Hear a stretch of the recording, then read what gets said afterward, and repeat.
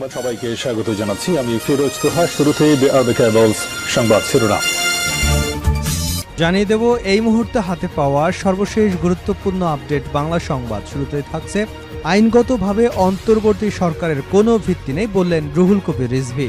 তিনি বলেন, সমস্ত গণতন্ত্রকামী মানুষ আপনাদেরকে সমর্থন দিয়েছে। যারা গণতন্ত্রের জন্য লড়াই করেছে তারা প্রত্যেকেই সমর্থন দিয়েছে। সেই অনুযায়ী আপনারা দেশ চালাচ্ছেন, কিন্তু আইনগতভাবে এই ইউনূস সরকারের কোনো ভিত্তি নেই। প্রিয় দর্শক, রুহুল কবির রিজভীর এমন বক্তব্য আপনি কিভাবে দেখছেন? কমেন্ট বক্সে আপনার মূল্যবান মতামতটি জানিয়ে দেবেন। এবারে জানাবো অভিনেত্রী শাওন সহ 10 জনের বিরুদ্ধে গ্রেপ্তারি পরোয়ানা। শাওনের সৎমা নিশি ইসলাম হত্যা চেষ্টা ও মারধরের অভিযোগে 12 জনকে আসামি করে গত 13 মার্চ ঢাকার মেট্রোপলিটন ম্যাজিস্ট্রেট আদালতে এ মামলাটি দায়ের করেন। এর আগে মঙ্গলবার আসামিদেরকে আদালতে হাজির হতে সমন জারি করা হয়। এদিকে নিষিদ্ধ ছাত্রলীগ নেতাকে ছাঁটতে ওসিকে ছাত্রদল নেতার সুপারিশ। আওয়ামী লীগের ঝটিকা মিছিলে সম্পৃক্ততার অভিযোগে গ্রেপ্তার করা হয় নিষিদ্ধ ঘোষিত সংগঠন ছাত্রলীগের এক নেতাকে। থানায় রাখা হয় তাকে। এর মধ্যে সেই ছাত্রলীগ নেতাকে ছাড়তে থানার ওসিকে ফোন দেন থানা ছাত্রদল সভাপতি। ঘটনাটি রাজধানীর বিমানবন্দর থানার। জানিয়ে দেব ইসরায়েলের আকাশে ইয়েমেনিদের ক্ষেপণাস্ত্র হামলা। ইসরায়েলের আকাশে ক্ষেপণাস্ত্র হামলা চালিয়েছে ইয়েমেনের বিদ্রোহী গোষ্ঠী হুতিরা। দেশটির উত্তরাঞ্চলে এ হামলা চালানো হয়েছে। বুধবার সংবাদ মাধ্যম আল জাজিরার এক প্রতিবেদনে এ তথ্য জানানো হয়েছে। ইসরায়েলি সেনাবাহিনী জানিয়েছে ইয়েমেনের হুতি বিদ্রোহীরা উত্তর ইসরায়েলের দিকে একটি ব্যালিস্টিক ক্ষেপণাস্ত্র নিক্ষেপ করেছে। তবে এ হামলা সফলভাবে প্রতিরোধ করা হয়েছে। হামলায় কোনো হতাহতের খবর এখনও পাওয়া যায়নি। এবং সর্বশেষ জানাবো, ভারতে মুসলিম নিধনের ষড়যন্ত্রের অংশ হিসেবে একের পর এক আইন বাস্তবায়ন করছে মোদী সরকার, দাবি মামুনুল হকের। বুধবার জাতীয় মসজিদ বাইতুল মোকাররমের উত্তর গেটে আয়োজিত বিক্ষোভ সমাবেশে একথা বলেন তিনি।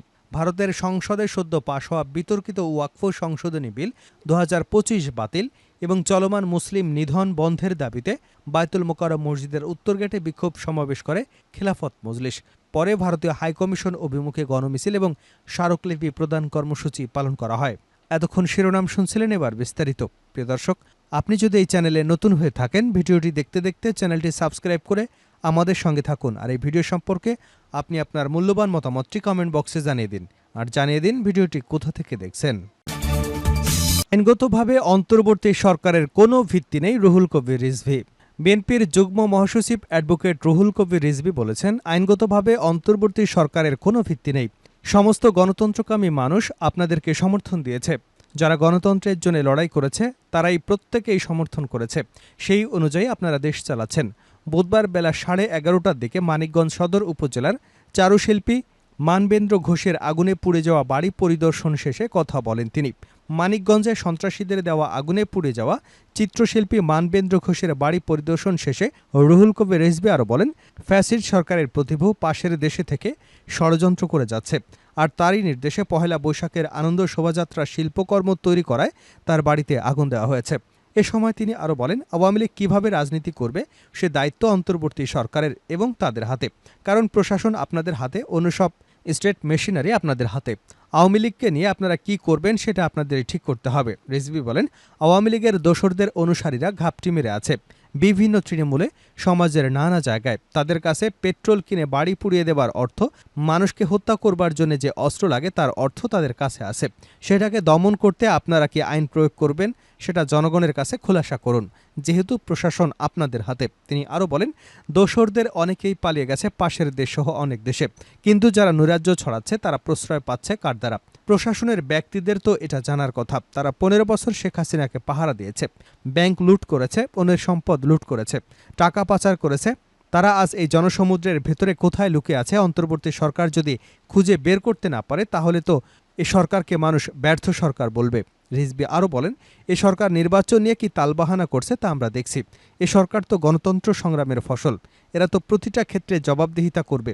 জনগণের কাছে জবাবদিহিতা করতে হবে যে মানবেন্দ্র ঘোষের বাড়িতে আগুন লাগলো কী করে, যে ফ্যাসিবাদের বিরুদ্ধে তার চিত্রকর্ম দিয়ে, শৈল্পিক চেতনা দিয়ে সে এটাকে প্রতিবাদ করেছে।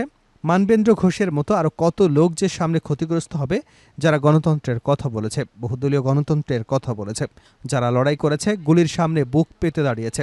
এখনও যারা ক্ষত বয়ে বেড়াচ্ছে তারা প্রত্যেকে আওয়ামী ফ্যাসিস্টদের দোসরদের টার্গেটে পরিণত হয়ে আছে। তারা এক এক করে তাদের উপর আক্রমণ করবে। তারই অংশ হিসেবে মানবেন্দ্র ঘোষের বাড়িতে আওয়ামী লীগের দোসরাই অগ্নিসংযোগের ঘটনা ঘটিয়েছে। আমরা এ ঘটনার তীব্র নিন্দা জানাই। এ ঘটনার সাথে জড়িতদের শাস্তির দাবি করছি। অভিনেত্রী শাওন সহ 10 জনের বিরুদ্ধে গ্রেপ্তারি পরোয়ানা। অভিনেত্রী ও গায়িকা মেহের আফরোজ শাওন সহ 10 জনের বিরুদ্ধে গ্রেপ্তারি পরোয়ানা জারি করেছেন আদালত।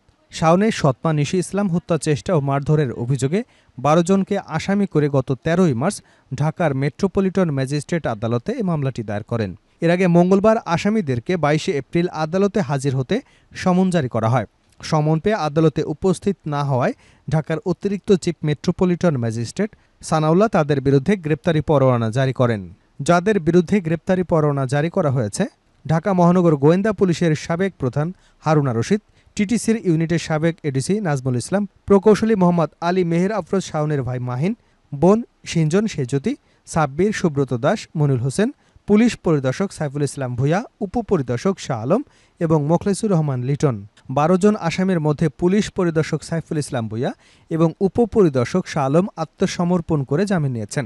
এরপর অপর 10 আসামি আদালতে উপস্থিত না হওয়ায় মঙ্গলবার তাদের বিরুদ্ধে গ্রেপ্তারি পরোয়ানা জারি করে আদালত, যা মঙ্গলবার বুধবার জানাজানি হয়। মামলার অভিযোগ থেকে জানা যায় শাওনের বাবা মোহাম্মদ আলী আগের স্ত্রীর কথা গোপন রেখে প্রতারণা করে 2024 সালের 21শে ফেব্রুয়ারি 50 লাখ টাকা দেনমোহর ধার্য করে নিশি ইসলামকে বিয়ে করেন। পরে নিশি জানতে পারেন মোহাম্মদ আলী আগেই বিয়ে করেছেন। তার আগের সংসারে একটি ছেলে এবং 3টি কন্যা সন্তান রয়েছে। গত 28শে ফেব্রুয়ারি শাওনের বোন সিনজন এবং তার স্বামী সাব্বির বাদীর বাড়ি এসে বিয়ের কথা গোপন রাখার জন্য চাপ দেন। 4 মার্চ মোহাম্মদ আলী নিজের অসুস্থতার কথা জানিয়ে বাদীকে গুলশানের বাসায় নিয়ে যাওয়ার জন্য বলেন। তখন মোহাম্মদ আলী আগের স্ত্রীকে দেখে প্রতারণার বিষয়ে স্পষ্ট ধারণা পান বাদী। এ সময় অন্য আসামিরা তাকে ঘাট ধাক্কা দিয়ে ঘর থেকে বের করে দেন। পরদিন আবারও শাওন এবং এডিসি নাজমুল সহ অন্য আসামিরা বাদীর বাড়িতে ঢুকে সাদা কাগজে সই নেবার চেষ্টা করেন। সই দিতে অস্বীকৃতি জানালে শাওন বাদীকে মারধর করেন। তিনি অজ্ঞান হয়ে গেলে আসামিরা পালিয়ে যান। ওই বছরের 24শে এপ্রিল বাদীকে ডিবির অফিসে ডেকে নেন পরিদর্শক শাহজালাল। সেখানেও শাওন সহ অন্য আসামিরা নিশিকে মারধর করেন। ডিবি প্রধান হারুনের নির্দেশে বাড্ডা থানার ওসি বাদীর বিরুদ্ধে মামলা নেন। বাদীকে গ্রেপ্তার করে রিমান্ডে এনে তাকে নির্যাতন করে বলে অভিযোগে উল্লেখ করা হয়েছে। নিষিদ্ধ ছাত্রলীগ নেতাকে ছাড়তে ওসিকে ছাত্রদল নেতার সুপারিশ। আওয়ামী লীগের ঝটিকা মিছিলে সম্পৃক্ততার অভিযোগে গ্রেপ্তার করা হয় নিষিদ্ধ ঘোষিত সংগঠন ছাত্রলীগের এক নেতাকে। থানায় রাখা হয় তাকে। এর মধ্যে সেই ছাত্রলীগ নেতাকে ছাড়তে থানার ওসিকে ফোন দেন থানা ছাত্রদল সভাপতি। ঘটনাটি রাজধানীর বিমানবন্দর থানার। ছাত্রলীগ নেতাকে ছাড়ার জন্য ওসিকে ফোন দেওয়ার বিষয়টি অকপটে স্বীকার করেছেন বিমানবন্দর থানা ছাত্রদল সভাপতি রিপন। তবে গ্রেপ্তার হওয়া ব্যক্তি ছাত্রলীগ করত বলে জানতেন না তিনি। গ্রেপ্তার হওয়া রকিবুল ইসলাম নর্দার্ন বিশ্ববিদ্যালয় ছাত্রলীগের সাংগঠনিক সম্পাদক পদে রয়েছেন বলেও জানা গেছে। থানা সূত্রে জানা গেছে, সম্প্রতি বিমানবন্দর এলাকায় আওয়ামী লীগের ঝটিকা মিছিলে সম্পৃক্ততার অভিযোগে মঙ্গলবার রাতে রকিবুলকে গ্রেপ্তার করে বিমানবন্দর থানা পুলিশ। এরপরই তাকে ছাড়ার জন্য ওসিকে ফোন দেন রিপন। এমনকি ওই ছাত্রলীগ নেতাকে ছাড়িয়ে নিতে স্থানীয় ছাত্রদলের কয়েকজন কর্মীকেও থানায় পাঠান তিনি।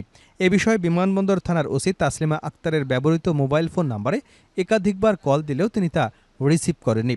সূত্র জানায়, আওয়ামী লীগের নেতা রকিবুলকে ছাড়িয়ে নিতে ওসির রুমে নর্দার্ন বিশ্ববিদ্যালয়ের ছাত্রদের একটি গ্রুপ অবস্থান করছে। তাকে না ছাড়লে বিমানবন্দর রেলপথ অবরোধ করবার হুমকি দিয়েছেন কয়েকজন ছাত্র প্রতিনিধি। অভিযোগের বিষয়ে বিমানবন্দর থানা ছাত্রদল সভাপতি রিপন বলেন, আমি জানতাম না ও ছাত্রলীগ করে। এলাকার বড় ভাই টিপু আমাকে বিষয়টি জানিয়েছিল, তাই ওসিকে ফোন দেই। জানা গেছে, টিপু 49 নম্বর ওয়ার্ডের স্বেচ্ছাসেবক লীগ নেতা। তিনি ওয়ার্ডের কাউন্সিলর এবং ঢাকা মহানগর উত্তর স্বেচ্ছাসেবক লীগের সাধারণ সম্পাদক আনিসুর রহমান নাইমের অনুসারী। ভারতে মুসলিম নিধনের ষড়যন্ত্রের অংশ হিসেবে একের পর এক আইন বাস্তবায়ন করছে মোদী সরকার। বাংলাদেশ খেলাফত মজলিসের আমির মৌলানা মামুনুল হক বলেছেন, ভারতের মুসলিম নিধনের ষড়যন্ত্রের অংশ হিসেবে একের পর এক আইন বাস্তবায়ন করছে মোদী সরকার। বুধবার জাতীয় মসজিদ বায়তুল মোকাররমের উত্তর গেটে আয়োজিত বিক্ষোভ সমাবেশে এ কথা বলেন মামুনুল হক। ভারতের সংসদে সদ্য পাশ হওয়া বিতর্কিত ওয়াকফ সংশোধনী বিল 2025 বাতিল এবং চলমান মুসলিম নিধন বন্ধের দাবিতে বায়তুল মোকাররম মসজিদের উত্তর গেটে বিক্ষোভ সমাবেশ করে খেলাফত মজলিস। পরে ভারতীয় হাইকমিশন অভিমুখে গণমিছিল এবং স্মারকলিপি প্রদান কর্মসূচি পালন করা হয়। ভারতীয় মুসলিমদের উদ্দেশ্য করে মামুনুল হক বলেন, বাংলাদেশের সীমান্তবর্তী অঞ্চলে যে কোনো কর্মসূচি গ্রহণ করুন। দুর্বার আন্দোলন গড়ে তুলুন। বাংলাদেশের মুসলিমরা আপনাদের কর্মসূচিতে অংশ নেবে। প্রয়োজনে ভারত অভিমুখে লং মার্চ ঘোষণা করবে খেলাফত মজলিস। মাওলানা মামুনুল হক বলেন, পৃথিবী জুড়ে ফিলিস্তিন এবং ভারতের মুসলিমরা বিশেষভাবে আলোচিত। ফিলিস্তিনের মুসলিমদের উপর বর্বর নির্যাতন চালাচ্ছে সেখানকার সরকার। আর ভারতের মোদী সরকার মুসলিম নিধনের ষড়যন্ত্রের অংশ হিসেবে একের পর এক আইন বাস্তবায়ন করছে। অন্তর্বর্তী সরকারের প্রধান উপদেষ্টাকে উদ্দেশ্য করে মামুনুল হক বলেন, ভারত সরকার মুসলিম বিরোধী নীতি অব্যাহত রাখলে উপমহাদেশ জুড়ে আন্দোলন গড়ে তোলা হবে। সরকারের প্রতি আহ্বান জানাই, ভারতের বিরুদ্ধে অর্থনৈতিক এবং কূটনৈতিক সব পদক্ষেপ গ্রহণ করুন। অন্তর্বর্তী সরকারের নারী বিষয়ক সংস্কার কমিশনের সমালোচনা করে মামুনুল হক বলেন, নারী বিষয়ক সংস্কার কমিশনে যারা আছেন তাদের পরিচয় নিয়ে আমরা সন্দিহান। সরকার ইসলামের বিপক্ষে অবস্থান নিলে একদিনের জন্যেও তারা ক্ষমতায় টিকতে পারবে না। অবিলম্বে এই কমিশন বাতিল করে গণমানুষের পক্ষে অবস্থান নিন। খেলাফত মজলিসের মহাসচিব মাওলানা জালালউদ্দিন আহমেদ বলেন, ভারত সরকার মুসলিমদের বিরুদ্ধে বিতর্কিত ওয়াকফ বিল পাশ করে মুসলিমদের সম্পত্তি জোর দখলের পাঁয়তারা করছে। অবিলম্বে মুসলমানদের সম্পদের নিরাপত্তা না দিলে বাংলাদেশ থেকে বড় আন্দোলন গড়ে তুলবে খেলাফত মজলিস।